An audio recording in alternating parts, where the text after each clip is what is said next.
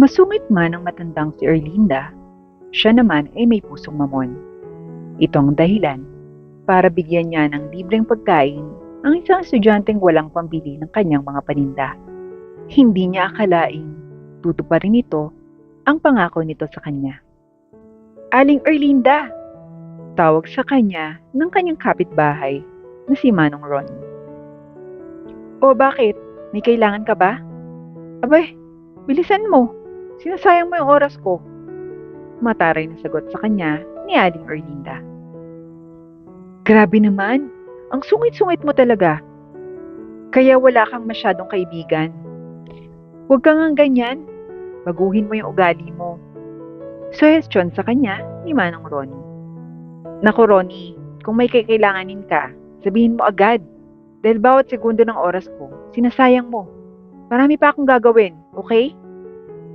Paalala niya kay Ronnie. Ito naman eh. Magtatanong lang naman sana ako kung ano na naman yung paninda mo. May puto ba dyan? Yun lang palang kailangan mo. May pasabi-sabi ka pang baguhin ang ugali ko. Oo, may puto ako dyan. Bibili ka ba? Tanong ni Erlinda. Uutang sana ako sa iyo, Erlinda eh. Wala pa kasi akong sahod.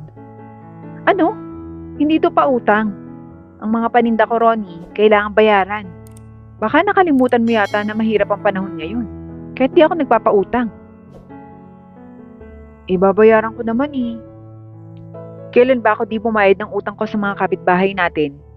Aba, parang di naman tayo magkaklase noon ah. Biro ni Manong Ronnie.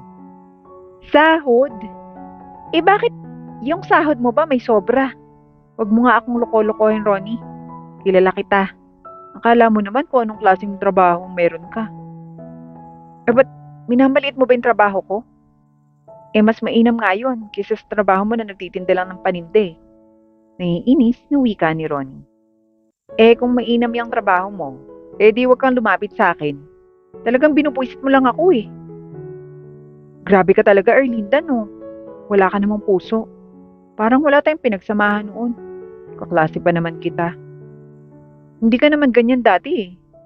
Aba, Ronnie, lahat ng bagay nagbabago. Lalong-lalo na ang mga tao. Kaya't umalis ka na sa harapan ko. Nang sa ganon ay makaalis na ako. Minamalas mo ata ako ngayon eh. Ang sungit mo talaga, Erlinda. Di na nga nagpapautang. Ang sungit-sungit pa. Di man lang makatulong sa kapwa-tao niya. Kaya di na ako nagtataka kung bakit kahit kailan ay di ka aasenso sa negosyo mo dahil sa ugaling meron ka. Wika ni Ronnie. At dahil sa kanyang sinabi, ay nag-init bigla ang ulo ni Aling Erlinda. Anong sabi mo? Na hindi ako aasenso dahil sa ugaling meron ako? Baka nakakalimutan mo kung sino ko. Nanginginig na tanong ni Erlinda. Totoo naman ah, di ka nga makatulong sa kapwa-tao mo eh. Dagdag pa ni Ronnie. Hoy Ronnie, alam mo, kahit na masungit ako, may puso akong mamon. Di mo lang alam yan at di nyo lang napapansin. Makaalis na nga. Nabubwisit ako sa iyo eh. Mabuti na lang may respeto pa ako sa sarili ko dahil may pinag-aralan ako at di katulad mo ang bastos ng bibig mo. Sa bagay, wala namang pinag-aralan. Nag-aral nga pero di naman nilagay sa utak. Sarkastikong saad ni Erlinda kay Ronnie. At least may natutulungang tao. Ikaw, wala. Natulungan? Wow! May natulungan ka pala? At sino naman yan, Aber? Tanong ni Erlinda. Yan. Di mo alam dahil sa ugaling meron ka. Masungit at di matulungin. Pagpapautang lang naman ng paninda dahil nagugutom yung taong di pa nagawa. Pailing-iling na wika ni Ronnie. Ba't? Ang kapal din ng mukha mo, no? Wala akong pake kung may tao kang natulungan. Basta't ang mahalaga, makaahon sa kahirapan. At di maghihirap tulad mo. May trabaho nga at may natulungan. Pero ang tanong, tinulungan ka pa pabalik ng taong tumulong sa'yo. Wika ni Erlinda na siyang dahilan upang mapatahimik si Ronnie. Napanganga ka no? makasalita ka dahil tama ako, no? Utu-uto ka kasi. Gamitin mo yung utak mo. Kahit ngayon, ang bobo mo pa rin. Pailing-iling na wika ni Erlinda at agad nang umalis. Agad siyang pumunta sa kanyang pwesto sa may labas ng paaralan sa kanilang bayan na nakakunot ang kanyang noo. Oh, Erlinda, mare. Ba't ang kunot-kunot ata ng noo mo? May problema ba? Tanong ng kanyang kaibigan na kasamahan niya sa pagtitinda sa labas ng paaralan. May nambwisit lang sa akin, Carla. Sagot kaagad ni Erlinda. At sino naman ito? Kwento mo naman. Suwestyon ni Carla. Nako, wag na. At baka mabatrip lang ako ulit. Ha? Pagpipigil ng inis ni Erlinda. Mare, sige na, kwento mo na. Baka may maitutulong ako sa sasabihin mo. Pangungumbinsi sa kanya ng kaibigan. Ha? Sige na nga. Si Ronnie kasi, ang aga-aga naman, nambubwisit. Panimula ni Erlinda. Si Ronnie? Akala ko ba wala na yun sa bayan natin at kinuha na ni Manuel sa abroad para magtrabaho? Andito pa pala? Nagtatakang tanong ni Carla. Abay oo, buhay na buhay. Sinabihan pa nga ako, masungit daw ako at di ako nakakatulong sa kapwa-tao ko. Inis na saad ni Erlinda. Ah, umutang ba? Natatawang saad ni Carla. Oo, at alam mo naman na di ko pinapautang mga paninda ko dahil maliit lang ang patong ko dito para lang makabawi ako sa puhunan ko tapos sasabihin pa akong di nakakatulong sa kapwa at mabuti na lang daw siya nakakatulong. Kilala mo ba sino tinulungan niya? Nagtatakang tanong ni Erlinda. Naku naman, ang sungit-sungit mo kasi. Yan tuloy, napagtripan ka ni Ronnie. Pero anyway, kaya pala. At speaking of kung sino yung tinulungan niya, si Manuel nga yung taong yun. Nangako kasi si Manuel na tutulungan siya. Pero mukhang hindi rin naman pala. Ani Carla. Ha? Bakit naman naniwala siya agad dyan? Yung tuloy, kawawa siya. Masungit na saad ni Erlinda. Ano ka ba, Erlinda? Kawawa na nga yung tao. Kaya hayaan mo na. Naghihirap na yan ngayon. Naawa din ako sa kanya eh. Totoo nga talaga lahat ng sinasabi nila na ang mga pangako, laging napapako. Aba, pare ka dyan.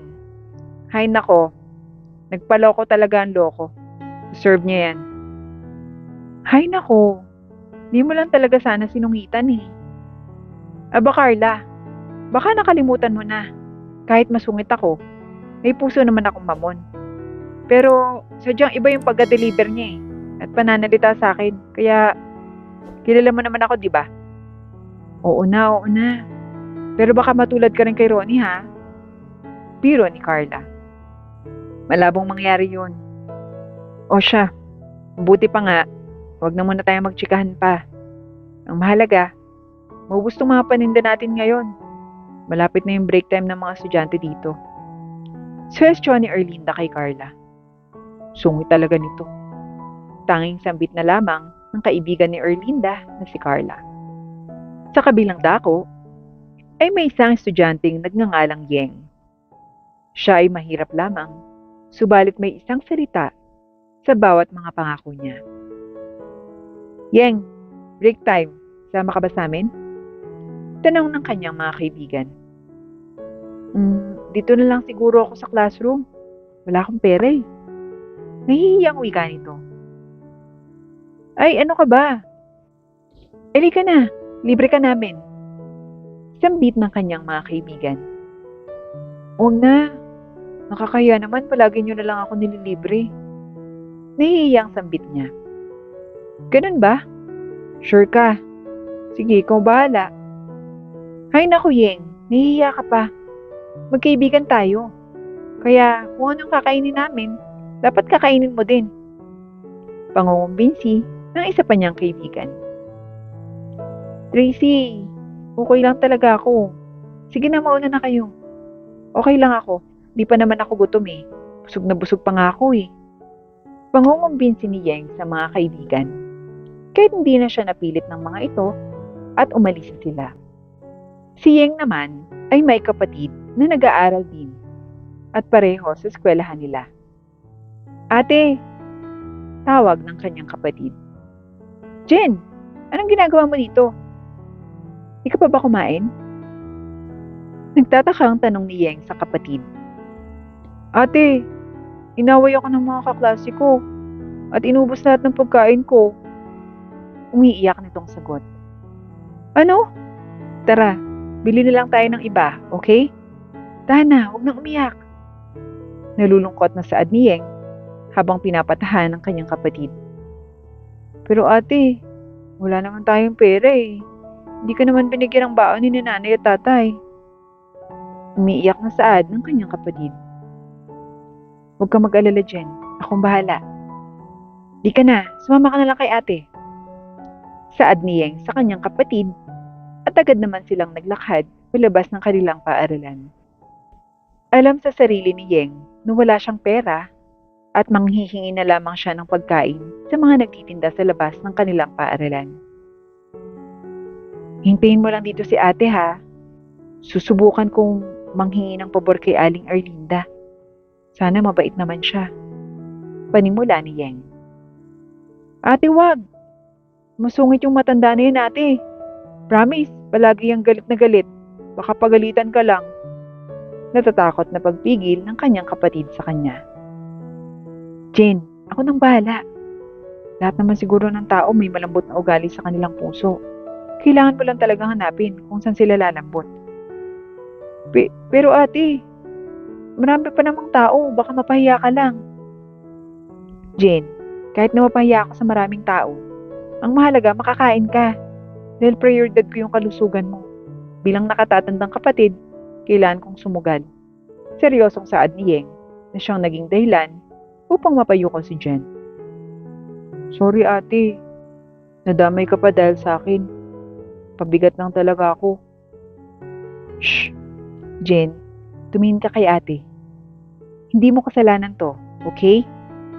Responsibilidad ko bilang ate mo to. Sige na, at baka maubusan pa tayo ng paninda ni Aling Erlinda. Paalam ni Yeng sa kanyang kapatid na si Jen at lakas ng loob na naglakad patungo sa kinaroroonan ni Aling Erlinda. Kaya ko to. Sambit ni Yeng sa kanyang sarili. Aling Erlinda. Tawag ni Yeng kay Erlinda. Kilala mo ko? Nagtatakang tanong ni Erlinda. Aba Mare, sino namang hindi makakakilala sa iyo? Halos kilala ka ng lahat ng mga estudyante dito. Dahil sa kasungitan mo nga, di ba bata? Natatawang wika ni Carla. Hindi naman po. Kilala ko lang po si Aling Erlinda. Kasi kilala yung mga pagkain niya na masasarap at swak na swak sa budget. Nakangiting wika ni Yeng. Ano ba talagang kailangan mo bata? Bibili ka ba? Tanong ni Erlinda. Bibili po sana ako. Kaso may problema po ako eh. Malungkot na saad ni Yeng. Umalis ka na lang. Wala akong panahon para ipuutang yung mga paninda ko. Ano ba yan? Eh kung kanina pinatrip ako ni Ronnie eh. Ikaw naman ngayon? Inutusan ka ba ni Ronnie? Naiinis na tanong ni Erlinda. Eh hindi po Aling Erlinda. Sa katunayan po, palagi po akong bumibili ng mga paninda niyo eh. Kaso ngayon lang po talaga, walang-wala po talaga ako eh. Kailangan ko lang po ng pagkain na paninda niyo para po sa kapatid ko. Pakikiusap ni Yeng. Pwede ba bata? Wala akong panahon sa mga ganyan. Mataray na saad ni Aling Erlinda. Hoy Erlinda, ano ka ba? Maawa ka naman sa bata oh. Mukhang totoo naman talaga na nangangailangan siya ng tulong. Huwag ka nga masungit dyan. Suwestyon naman ni Carla kay Erlinda. Alam mo ba bata? Kilala ako masungit. Pero bakit ba Lord, ngayon, sinusubukan mong pagkakaroon ko ng pusong mamon? Aling Erlinda, tulungan mo na po kami. Pangako ko po sa inyo, tutulungan ko po kayo sa pagtitinda ng mga paninda nyo. Ako po yung bahala para maging mas kilala yung paninda nyo sa paaralan namin. At maging sa mga guro po. Sure po magiging patok na patok po yung mga paninda nyo, pangako po. Pangangako ni Yeng kay Aling Erlinda.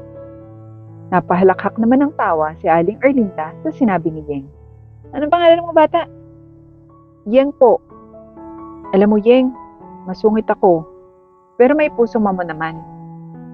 Sige na, kumuha ka na dyan ang gusto mong pagkain at ibigay mo sa kapatid mo. Maraming salamat po Aling Erlinda. Yung pangako ko po sa inyo, tutuparin ko po. May determinasyong wika ni Yeng.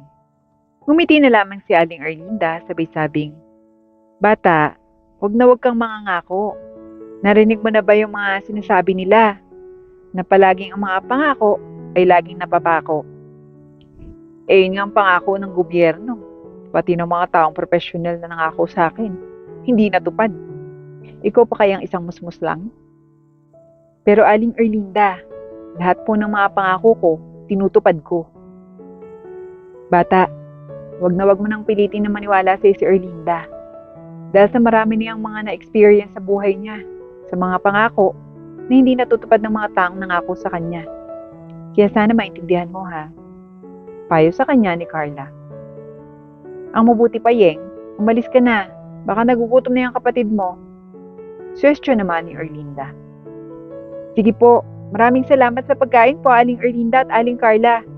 Basta, ang pangako ko po, tutuparin ko. Wika ni Yeng at umalis na. Nang makaalis naman ang batang si Yeng, ay agad na nagsalita si Aling Carla. Aba, parang seryoso yung batang yun ah. Wika ni Carla. Nako, wag mo na yung isipin Carla.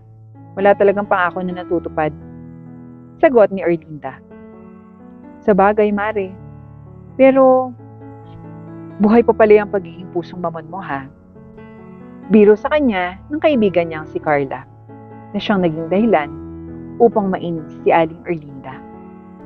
Huwag mo na nga akong inisin, Carla. Isa ka pa. Mabait naman talaga ako ah. At pasalamat yung batang yun na umiral yung pagiging mabait ko. Naku, pag hindi talaga, hindi ko alam kung ano masasabi ko sa kanya. Pero alam mo, kawawan man yung batang yun, no? Pero alam mo, may nararamdaman akong kakaiba sa kanya. Dahil sa lahat ng mga batang humingi ng pabor sa iyo, Erlinda, siya pala ang tanging batang tinulungan mo at nagpatibok ng pusong mamon mo. Natatawang saad ni Carla. Kawawa naman talaga yung batang yun, Carla. Nakikita ko sa kanya yung sarili ko nung bata pa ako. Kaya malaking tulong yung para sa kanya. At yung pangako niya, babaliwaliin ko na lang yun. Kasi alam mo naman walang pangako natutupad, di ba? Oo naman. Pagsang-ayon naman ni Carla. Kaya't agad namang bumalik na lamang sina Aling Erlinda at Carla sa kanilang pagtitinda. Habang si Yeng naman ay bumalik na sa kanilang klase.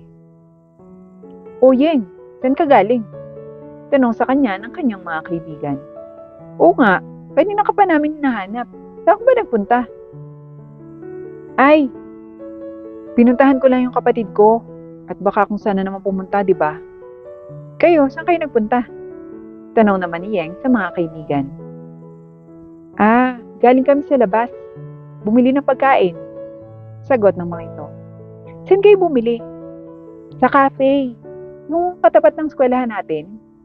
At teka nga, bakit sobrang interesado mo yata ngayon? Para malaman kung saan kami bumili ng pagkain. Tanong naman ni Tracy. Ay, akala ko kay Aling Erlinda. Wika ni Yeng. Naku Yeng, hindi kami bumibili doon. Napakasungit kaya nun, di ba guys? Oo eh, masungit yun kaya walang bumibili. Masarap sana, kaso masungit lang, di man nga lang humingiti sa amin eh. Puro kasi pera lang iniisip. Balita ko nga, di man lang marunong tumulong yan. Oo nga, sayang. Iba't ibang reaksyon ng mga kaibigan at kaklase ni Yeng.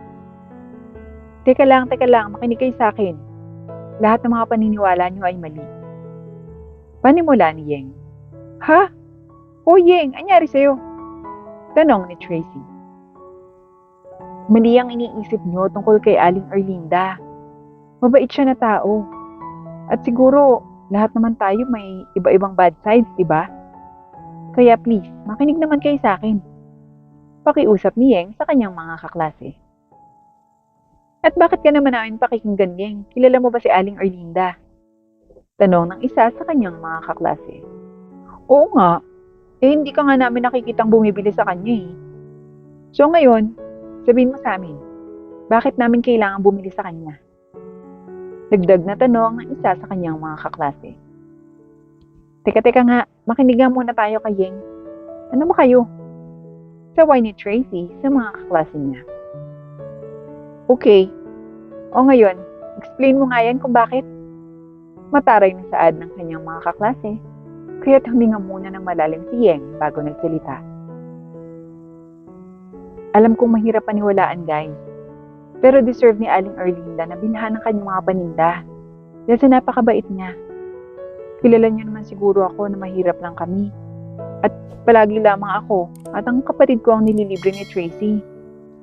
Wala naman kasi kaming baon na pambili ng mga tinitinda dito. Kaya kanina, wala talaga akong pera. Kaya hinapalan ko yung pagmumukha ko para humingi ng pagkain kay Aling Erlinda. Kahit na alam ko masungit siya. Pero hindi pala. Mabait siya at may pusong mama na tao. Kaya sana naman, doon na kayo bumili sa kanya. Tulungan niyo siya sa negosyo niya. Dahil yun lang ikinabubuhay niya. Mahabang paliwanag ni Yeng sa kanyang mga kaklase. So you mean, soft in the inside pala yan si Aling Erlinda? Hindi makapaniwalang tanong ni Tracy. Totoo yan, Tracy. Ganun ba, Yeng? Sige, try namin bumili doon. Kawawa naman pala siya. Akala talaga namin, hindi siya matulungin at sobrang masungit. Pero hindi naman pala. Ako nga rin nagulat eh. Pero di ba hindi pa naman huli ang lahat? Nakangiting saad ni Yeng sa kanyang mga kaklase na siyang naging dahilan upang magsitanguan ng mga ito at maniwala kay Yeng. Kaya't nang mag-break time ulit ang mga kaklase ni Yeng ng hapon, ay agad silang pumunta sa pwesto ni Aling Erlinda. Mare, marami ka atang customer ngayon no? Tingnan mo yung mga batang yan, mukhang papunta sa'yo. Turo ni Carla sa mga estudyanteng paparating. Ha? Baka hindi naman. Palagi lang talaga yung dumadaan dito.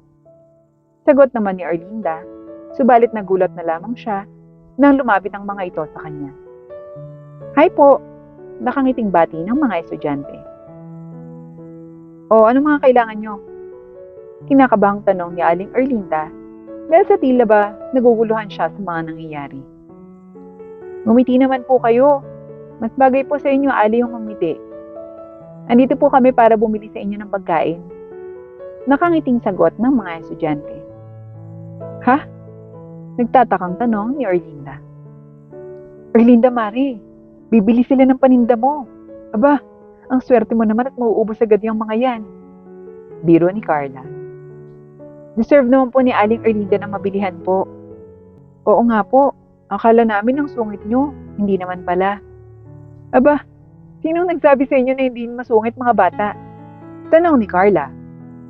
Habang si Aling Erlinda ay hindi makapagsalita sa gulat at saya na kanyang nararamdaman sa ngayon. Dahil sa wakas ay marami na siyang mga customers. Masarap talagang pagkain pala dito oh. Oo nga no, dito na tayo bibili. Sayang ang pera natin dyan sa cafe oh.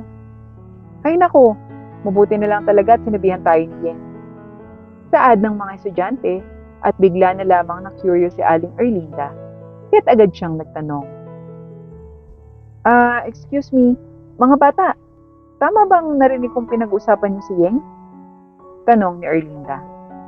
Ay opo, sinabi niya sa amin na mali kami sa pag-aakala na masungit kayo at maldita. Pero ibang-iba pala po sa pagkakaalam namin. Sagot ng estudyante. Ah, ganun ba? Ano pang sinabi sa inyo ni Yeng tungkol sa akin? Gusto ko lang namang malaman.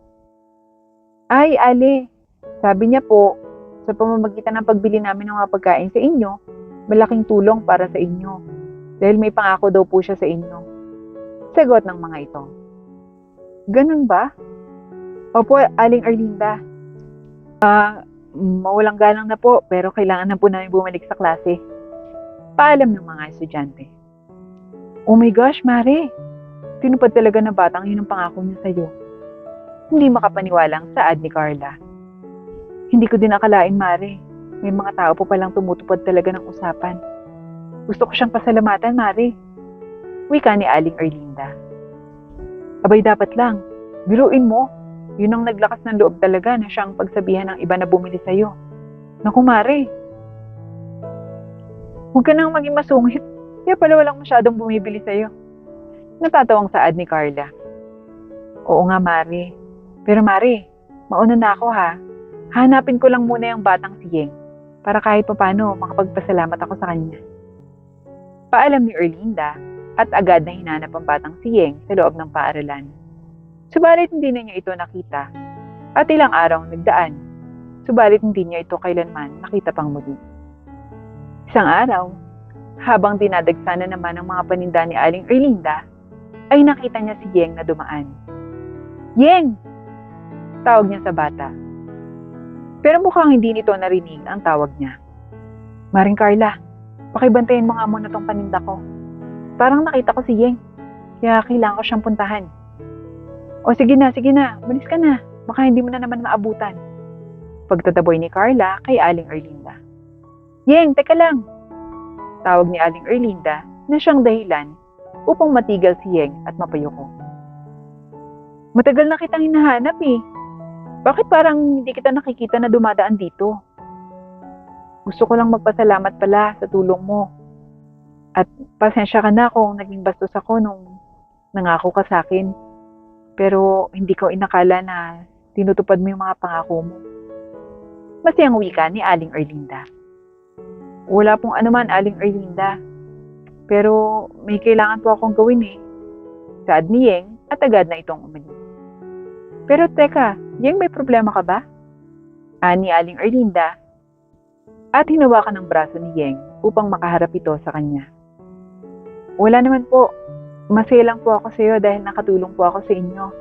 Nabayaran ko na po yung utang na loob ko po sa inyo sa pagtulong niyo sa akin. Nakangiting saad ni Yeng. Yeng, alam kong may problema ka. Sabihin mo nga sa akin. Pakiusap ni Aling Erlinda at agad namang sinabi ni Yeng na nasa ospital ang kanyang kapatid. Kaya't umiiwas siya kay Aling Erlinda dahil baka tulungan na naman siya nito at wala na siyang mukhang maiharap dito. Huwag kang mag-alala, Yeng. Ikaw yung nagpabago sa akin. Kaya tutulungan kita sa problema mo. At huwag kang mag-alala. Hindi ako manghihingi ng kapalit. Hinanap kita para pasalamatan. At magtutulungan tayo, okay? Nakangiting saad ni Aling Erlinda at agad din niyang tinulungan si Yeng. Dahil doon, ay naging matalik na magkaibigan ang dalawa. Tinutulungan ni Yeng si Aling Erlinda sa pagpopromote ng mga paninda nito, kapalit ng mga tulong na ibinibigay ni Aling Erlinda sa kanilang pamilya. Nang dahil sa ginawa ni Yeng, ay natutunan ni Aling Erlinda na lahat ng tao ay matutupad ang mga pangako kung talagang may commitment na gawin ito.